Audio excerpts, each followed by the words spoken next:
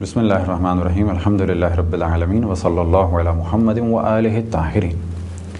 پانچواں مورد کہ جس کے بعد تیمم واجب ہوگا یا بالفاظ دیگر صحیح ہوگا وہ یہ کہ اگر کسی کے پاس پانی فقط اتنی مقدار میں ہے کہ یا تو اس سے جسم اور لباس پاک ہو جائے یا اس سے غسل یا وضو ہو جائے، تو اگر کسی کے پاس اتنی سی مقدار میں پانی ہو تو اس پر لازم ہے کہ جسم یا لباس کو پاک کرے اور نماز تیمم کے ذریعے سے پڑھے۔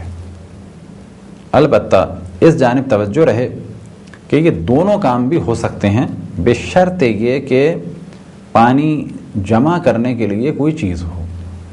اب یہ توجہ رہے کہ جب کہا جاتا ہے غسل تو اس کے معنی نجاست ہٹانے کے نہیں ہیں، بلکہ غسل کب ہوگا؟ جب جسم پاک ہوگا۔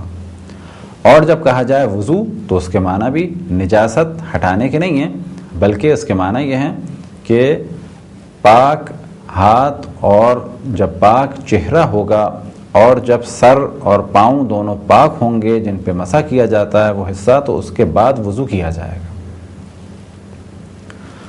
تو فرض یہ کریں کہ ہمارے پاس پانی ہے اتنی مقدار میں کہ یا ہم غسل کر لیں یا ہم اپنا جسم پاک کر لیں اور اپنے کپڑے پاک کر لیں، تو ایسی صورت میں ہم پر لازم ہے، اگر ممکن ہے،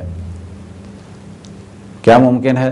اگر پانی کو جمع کرنا،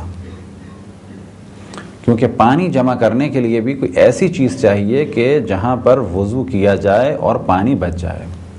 تو فرض کریں کہ ہم نے وضو کیا اور پانی جمع ہو گیا، کیونکہ وضو کے بعد کا جو پانی ہے وہ نجس نہیں ہے، اور اس پانی کو جمع کر کے ہم نے اپنے اس کپڑے کو یا جسم کے اس حصے کو پاک کر لیا کہ جو نجس تھا، تو ایسی صورت میں دونوں کام ہو جائیں گے۔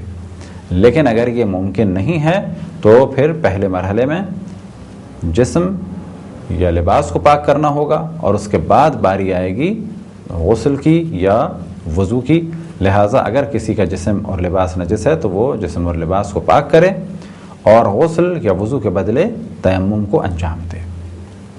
اب ایک فرض یہ کریں کہ ہمارے پاس پانی ہے کہ جس سے یا ہم صرف وضو اور یا غسل کر سکتے ہیں یا لباس یا جسم کو پاک کر سکتے ہیں، تو ایسی صورت میں وہ تیمم کرنا ہے، یہ ہم نے بیان کیا۔